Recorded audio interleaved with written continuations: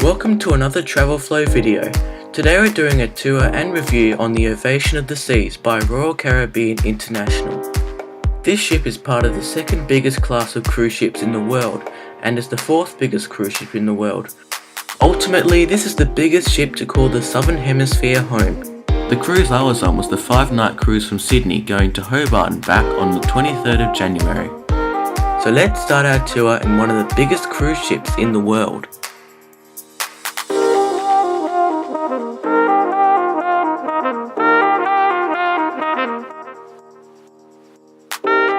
This is the Royal Esplanade, the main hub of the ship. This is where you'll find loads of great shops, cafes and lounges.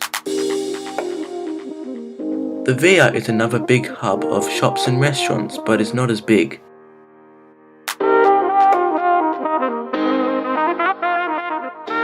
Around midship is a super high atrium that spans from deck 3 to 15.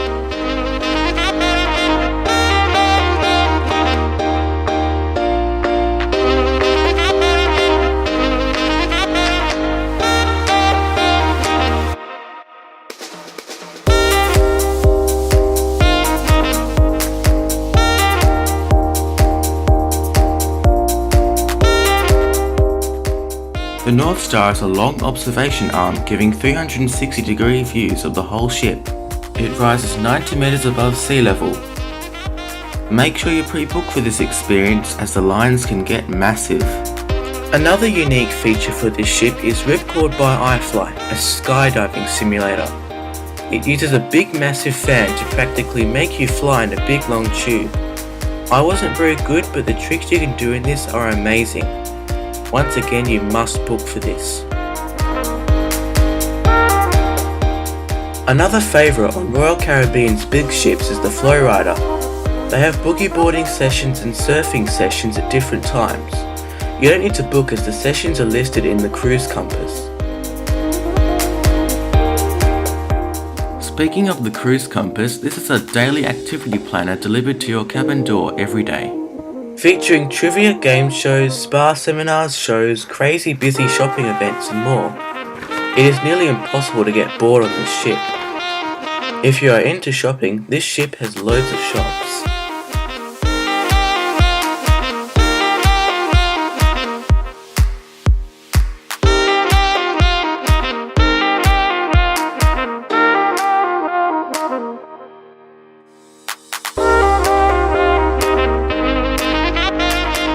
The Seaplex is the indoor sports court on board and hosts a variety of activities. These include roller skating, bumper cars, basketball, soccer, circus school and more.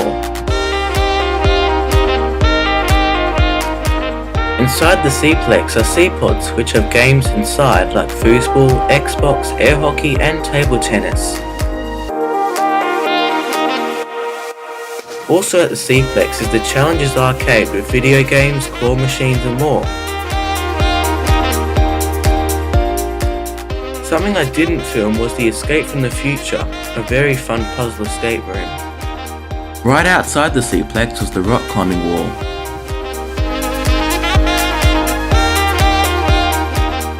Around the ship there are 4 main pool areas.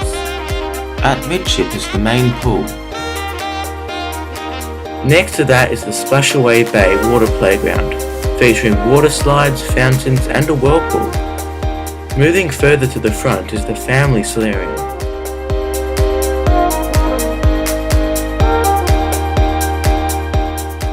At the front of the ship is the Solarium, which looks absolutely beautiful. There are loads of separate pools that flow into each other, some spas, seats submerged in water and the Sunshine Bar. If you are in the suite, you get your own outside sitting area called the Suite Sun Deck. And you guessed it, I'm not allowed in, but you can see it from the North Star. Around the ship is loads of great art, including some interactive ones, like the butterfly wall.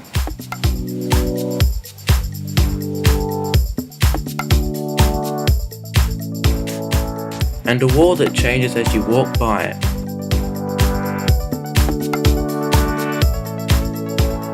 There's more art in the lifts and lots of fancy chairs. At 270 there is a small library in case you forgot to pack a book, but don't rely on it. On the other side there is a workshop where scrapbooking classes take place.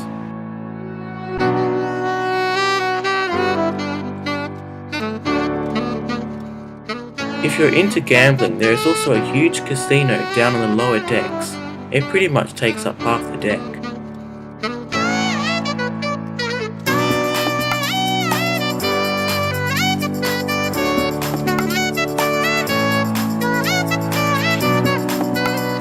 Up on the higher decks is the Vitality Spa and Vitality Fitness Centre. Overall for activities, I give this ship a 10 out of 10. I think there is something for everyone.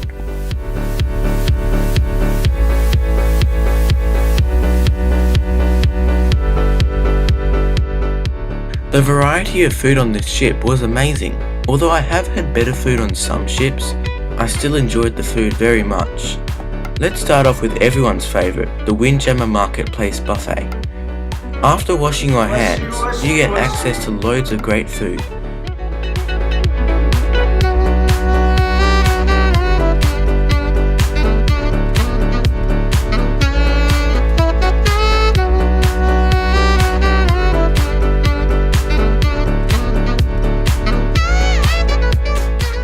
There's a great variety in the Windjammer Marketplace. From international foods to gluten-free, there's something for everybody. Each night the buffet had a themed night, Mexican, Italian, and my favourite, Chocolate Heaven. The crew were great here too. The ship had 4 main dining rooms, 2 for my time and the other 2 for traditional dining. They all serve the same menu here in Australia, but I think it's a separate menu everywhere else. Silk was Asian themed and had very nice chairs. My favourite waiter, Jay, worked there doing magic tricks and singing songs to you during your service. American Icon Grill had American styled artwork all around the restaurant and very cool lights. Both Silk and American Icon Grill were only open for dinner and did my time dining. Chic was open for dinner as well as lunch and breakfast with a buffet to pick at while still enjoying full table service. The Grand was open breakfast, lunch and dinner with full table service only. Menu items for breakfast included a selection of pastries, fruit platters, porridge, French toast and pancakes. Everything was really good. Lunch was quite bad. It was pretty much only burgers and pies. The dinners were great. Here is an example of a Sunday roast we had on Monday. Although the food in the main dining rooms was definitely awesome, they are a step down compared to other cruise lines. If you want a quick bite of something sweet or a drink any hour of the day, then Cafe Promenade is a good place to go. Here are a selection of pastries here at breakfast.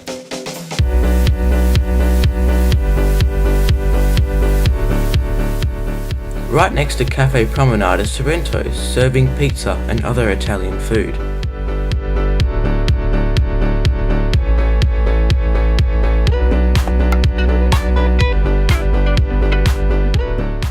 La Patisserie is a great place to go if you're chasing a hot drink.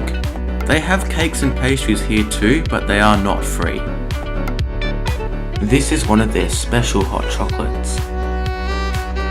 Even the Seaplex has its own doghouse, serving hot dogs and salads. At 270 there is also a cafe that serves salads, soups and cakes.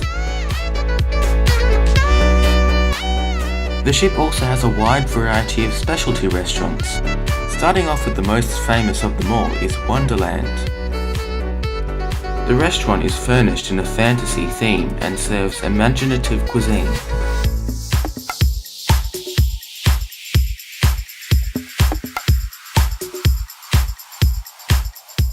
Here is a look at their quite imaginative menu.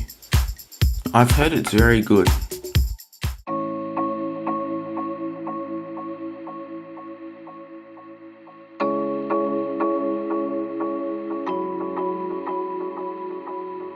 Izumi is another specialty restaurant serving Japanese cuisine.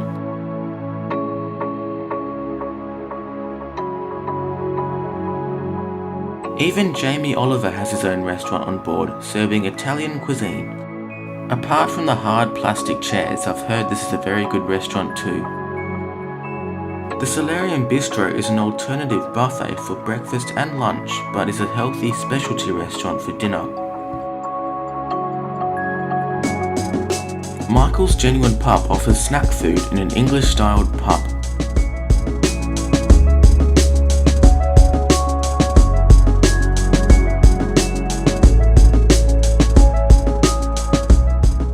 Around the ship there were so many bars, but the most important one was the Bionic Bar.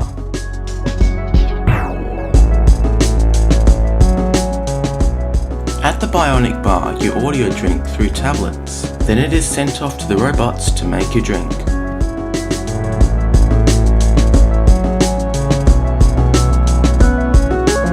Next time.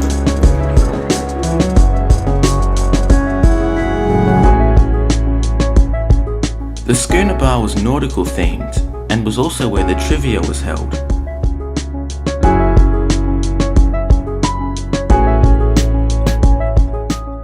Bolero's is another bar that hosted dancing, karaoke and live music throughout your cruise. Vintages is the wine bar on board where you can have wine tasting. Around the ship were these Coca-Cola freestyle machines, and they're not called freestyle because they're free. You need to have the cup that comes with your drink package to use it. They're called freestyle machines because you can mix many flavours with your favourite Coca-Cola drinks. It's quite fun really. The Kung Fu Panda noodle shop was located on the pool deck and was a great place to grab a snack, bowl of noodles or dim sum. I enjoyed the food a lot on this ship, and the fact that you could grab food at any time was a big bonus. I rate the food on this ship 8.5 out of 10.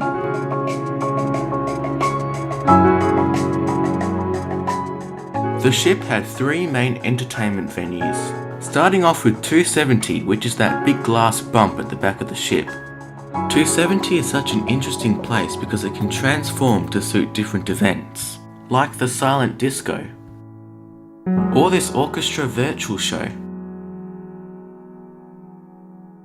and even this dance in a box robo show. Up the back there are blinds that go over the windows to make a 12K video projection. There are also floors that lift up and secret compartments that acrobats can fly out of. The Royal Theatre was where the ship's main production shows were held. They also held 3D movies here. Please note some shows require a reservation.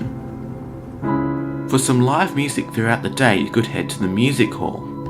This place is home to the ship's own band Rock the Boat, and music quizzes are also held here.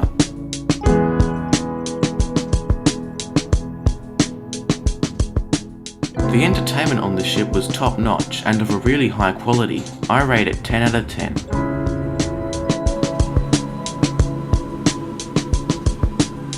Moving toward the end of the review, I'll now discuss the many services and facilities the ship had to offer.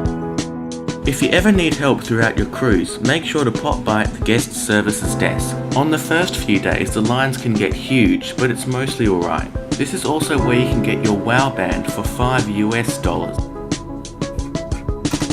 The shore excursions area was filled with Royal IQ iPads to help you book your shore excursion. No humans in sight. These iPads are also throughout the ship. When you feel like booking your next cruise, you can do so by going to the next cruise desk.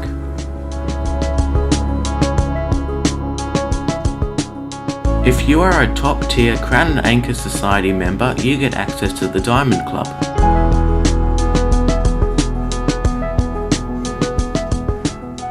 The ship has its own photography studio called The Studio. If you ever want to buy your pictures, you can do so at the Focus Photo Gallery.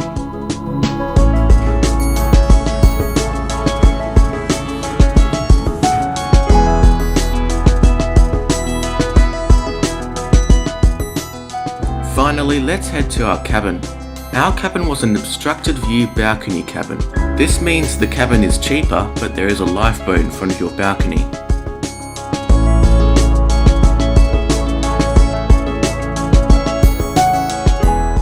These cabins were really smartly designed and are my favourite cabins at sea. The room came with either 2 single beds or 1 double bed. The beds were very hard.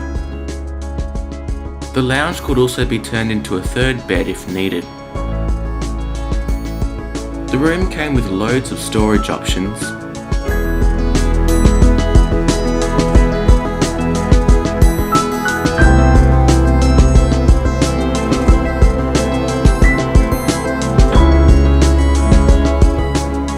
Even the TV could be detached from the wall so you can watch it from the lounge, I guess. The bathrooms were small but really well designed, with lots of storage too. And here's our obstructed balcony with 2 very nice chairs. As you can see, the lifeboat isn't that obtrusive, so this is still a very good cabin. I rate the cabins 9.5 out of 10.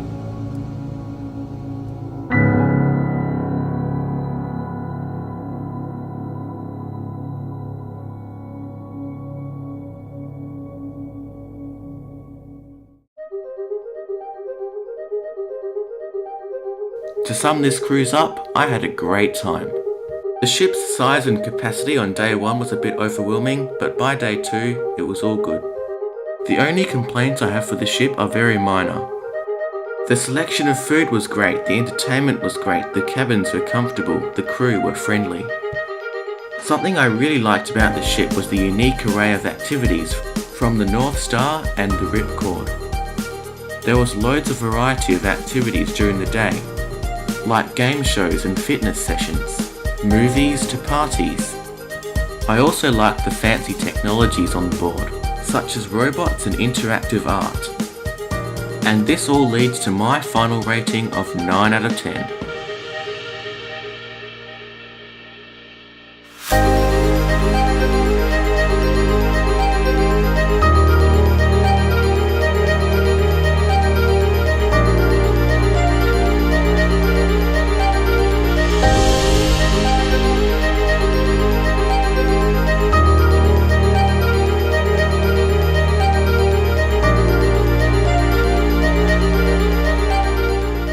Thanks for watching this ship tour. If you have any questions about the ship, please be sure to post them in the comments below and I'll reply. Make sure you subscribe because we're about to go to New Zealand where we'll be posting lots of videos. And I'll see you there. Goodbye.